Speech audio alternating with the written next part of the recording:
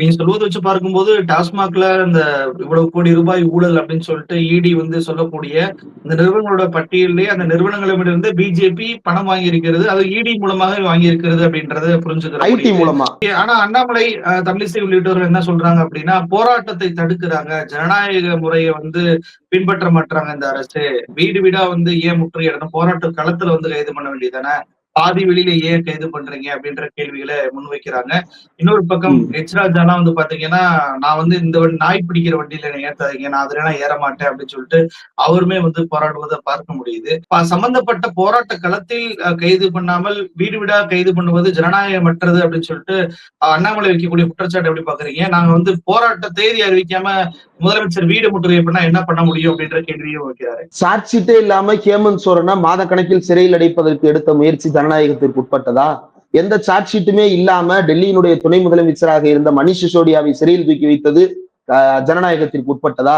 அரவிந்த் கெஜ்ரிவாலை எந்த விதமான புகார்களையும் நிரூபிக்கவே முடியாமல் வெறுமன ஒரு நம்பர்ஸை இவர்களாக கருதி கொண்டு இவர்களாக ஒரு எஃப்ஐஆர், இடியோட எஃப்ஐஆரே வந்து எப்படி எழுதலாம் அப்படின்னா, அவங்க இஷ்டத்துக்கு அவங்க என்ன நினைக்கிறாங்களோ அதை எழுதிக்கலாம். யாரும் வந்து புகாரை சொல்லி இதை சொல்ல வேண்டும் அப்படின்ற அவசியம் கிடையாது.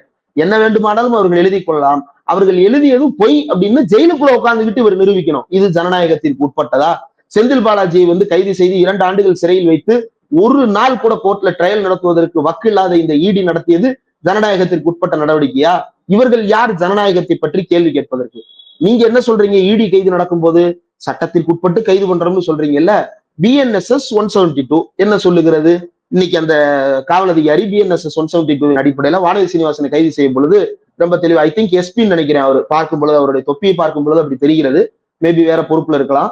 அவர் வந்து தெளிவாக சொல்லுகிறார், under section BNSS 172 you are under arrest மேடம்னு சொல்றாரு. அது என்ன? காவல்துறை சட்ட ஒழுங்கை பாதுகாப்பதற்காக ஒருவரை வந்து விசாரணைக்கோ அல்லது கைது செய்தோ அழைத்து செல்வதற்கு காவல்துறைக்கு அதிகாரம் இருக்கிறது. அந்த அதிகாரத்தின் அடிப்படையில் யாராக இருந்தாலும் காவல்துறையின் அழைப்பிற்கு ஒத்துழைப்பு கொடுக்க வேண்டும் அப்படின்றது சட்டம் எழுதி வைத்திருக்கிறது. அந்த சட்டத்தின் அடிப்படையில வீட்டுல வச்சு கைது செய்தா என்ன, வீட்டு வாசல்ல வச்சு கைது செய்தா என்ன, ரோட்ல வச்சு கைது செய்தா என்ன, ஆர்ப்பாட்டத்துல வச்சு கைது செய்தா என்ன, சட்டம் இருக்குல்ல. நீங்க உருவாக்குன பிஎன்எஸ்எஸ் அடிப்படையில் தானே கைது நடவடிக்கை எடுக்கப்படுகிறது. நீங்க இடியின் அடிப்படையில் செந்தில் பாலாஜியை கைது செய்வது ஜனநாயகத்திற்கு உட்பட்டது அப்படின்னா, உங்களை வீட்டு வாசலில் வைத்து கைது செய்வது எந்த வகையில் ஜனநாயகத்துக்கு விரோதமானது அப்படின்றத அவர் தான் தெளிவுபடுத்தணும், அண்ணாமலை தான் தெளிவுபடுத்தணும். சரி, இந்த போராட்டத்திற்கான அழைப்பை கொடுத்து ஏத்துறாங்க. இப்ப எச் ராஜா வந்து என்ன சொல்றாரு? நாய் வண்டியில ஏற மாட்டேன் அப்படின்னு சொல்றாரு. சரி, உண்மையிலேயே வந்து ஏதோ ஒரு மோசமான வண்டி தான் எடுத்து வந்திருப்பாங்க போல அப்படின்னு நினைச்சிட்டு பார்த்தோம்னா, கேமரா அப்படி டில்ட் பண்றாங்க. பார்த்தா பெட்ரோல் வண்டி. அந்த வண்டி நல்லா புதுசா இருக்கு. நான் எங்க ஊர்ல எல்லாம் நிக்கும் அப்பப்ப பெட்ரோல் வண்டி, ஏதாவது முக்கியமான நிகழ்ச்சியின் போது பெட்ரோல் வண்டி வந்து நிக்கும். பார்த்திருக்கேன். இப்ப பழைய வண்டியா இருக்கும். அந்த ஜன்னல்லாம் துருப்பிடிச்சு போய் சீட்டெல்லாம் வந்து அங்கங்க சேதமடைந்து போய் ரொம்ப மோசமான கண்டிஷன்ல இருக்கும் வஜ்ரா வண்டி.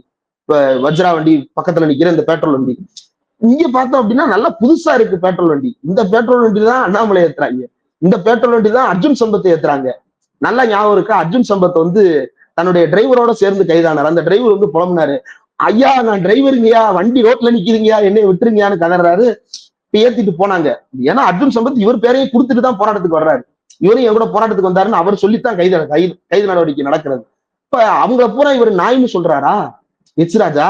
இந்து தர்ம போராளி அர்ஜுன் சம்பத் நாயின்னு சொல்றாரா? என்ன லாஜிக் எனக்கு புரியலையே. வானதி கூட அதே வண்டியில தான் கைது செஞ்சு கூட்டிட்டு போகப்பட்டாங்க. இப்ப வானதியும் அதே வண்டியில தான் ஏத்துறாங்க அப்படின்னா இப்ப இவர் யாரை என்னன்னு சொல்றாரு? வண்டியை திட்டுறாரா? வண்டியில இருந்த ஆளை திட்டுறாரா? யாரை திட்டுறாரு? அவங்களுக்குள்ள இது ஒரு 2000 வருஷ பகையை வந்து வெளிப்படுத்துவதற்கான நேரம் இதுவா? எவ்வளவோ இடங்கள் இருக்கிறது. கட்சிக்குள்ளுக்குள்ள பேசுவதற்கு இடம் இருக்கிறது, தலைமையில பேசுவதற்கு இடம் இருக்கிறது. உங்க 2000 வருஷம் வன்மத்தை காரைக்குடியில நீங்க மனசுக்குள்ள புழுங்கிட்டு இருக்கிறத இப்படி வண்டியில ஏறும் பொழுதுதான் நீங்க வெளிப்படுத்தணுமா? வானதி சீனிவாசன் மேலேயோ, தமிழிசை சவுந்தரராஜன் மேலேயோ, அண்ணாமலை மேலேயோ, அல்ல கைது செய்யப்பட்ட பிற தலைவர்கள் மேலேயோ இப்பதான் வெளிப்படுத்தணுமா அப்படின்றது ஹெச் ராஜாவை பார்த்து நாம கேட்க வேண்டிய கேள்வி அல்ல. திராவிடம் பிளஸ்ன்னு தன்னை சொல்லிக் கொள்ளுகின்ற அண்ணாமலை கேட்கணும். எப்படின்னா நீங்க வந்து இப்படி சொல்லலாம், நாய் வண்டிங்க எப்படின்னு நான் சொல்லலாம், நாங்களாம் உள்ள இருக்கோங்கண்ணா, நீங்க எப்படி நான் வார்த்தையை பார்த்து பேச வேண்டாமாங்கண்ணா அப்படின்னு அண்ணாமலை தான் கேட்கணும். அது சிறைக்கு இன்னைக்கு மண்டபத்துல எதையாவது ஒன்னா உட்கார வச்சாங்க அப்படின்னா அங்க வச்சு கேட்பாங்கன்னு நினைக்கிறேன். ரெண்டாவது, இந்த கைது நடவடிக்கை அப்படின்றது வந்து ஏதாவது ஒரு பிரச்சனையை மையப்படுத்தி இந்த போராட்டத்தை இவர்கள் முன்னெடுக்கிறார்கள் அப்படின்னா, இவங்க முன்னெடுக்கிறது வந்து இடி கொடுத்த ஒரு அறிக்கையை வைத்து இவர்கள் வந்து டாஸ்மாக் நிறுவனத்தை முற்றுகையிடும் போராட்டத்தை நடத்துறதுக்கு முன் வர்றாங்க.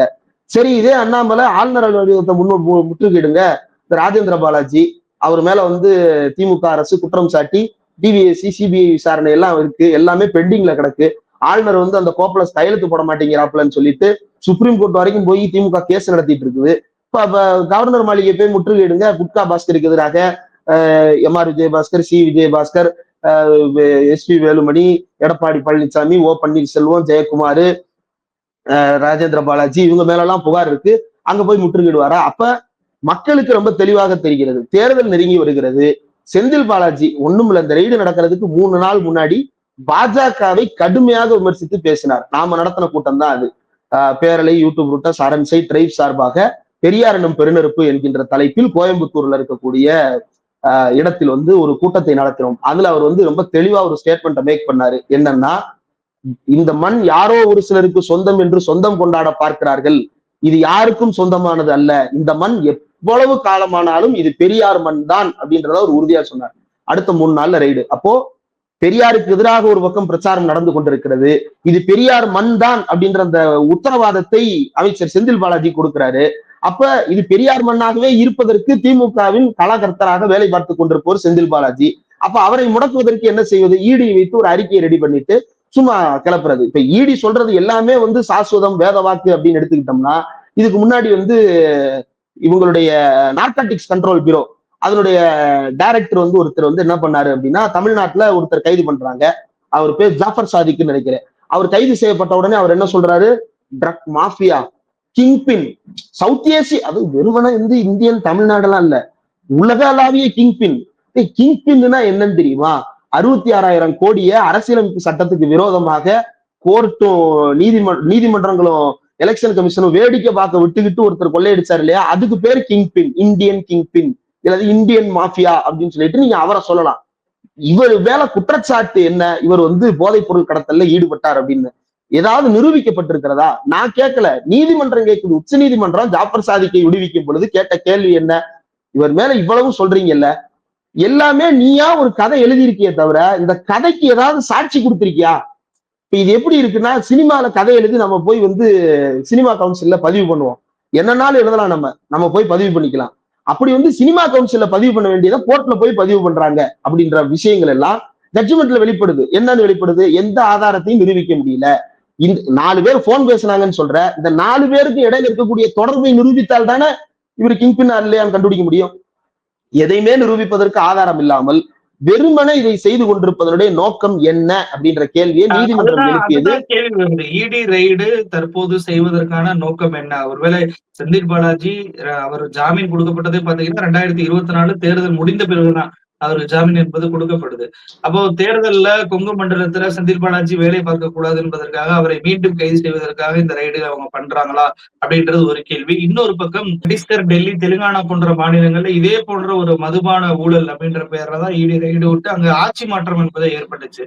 அப்படியான ஆட்சி மாற்றத்தை தமிழ்நாட்டுல ஏற்படுத்திடலான்றதுக்காக இந்த மதுபான ஊழல் என்ற பெயர்ல பிஜேபி வந்து கையில் எடுக்கிறாங்களா? எப்படி பாருங்க. இல்ல, இது வந்து மக்கள் மத்தியில வந்து இது அந்த அளவுக்கு வந்து இவங்க நினைக்கிற அந்த மொமெண்டம் வந்து மக்கள் மத்தியில கெயின் ஆகாது. காரணம் என்ன அப்படின்னா, இந்த மக்களுக்கு வந்து அரசியல் ரீதியாக புனையப்படுகின்ற வழக்குகளினுடைய தன்மையை புரிந்து கொள்ளும் அளவிற்கு தெம்பு இருக்கிறது. அதனால